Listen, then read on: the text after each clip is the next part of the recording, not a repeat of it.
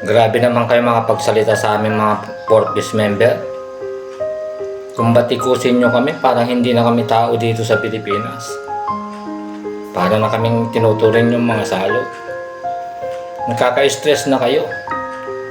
Kung alam nyo lang, 10 gabi na akong hindi nakakatulog sa kaisip sa ginagawa ninyo sa amin. Kasalanan ba na namin kung bigyan kami ng gobyerno ng subsidiya sa aming mga kuryente?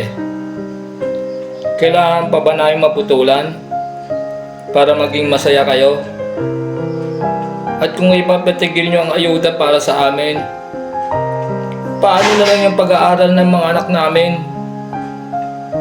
Maatim ba ng inyong buti kung hindi pumasok ang mga anak namin sa school?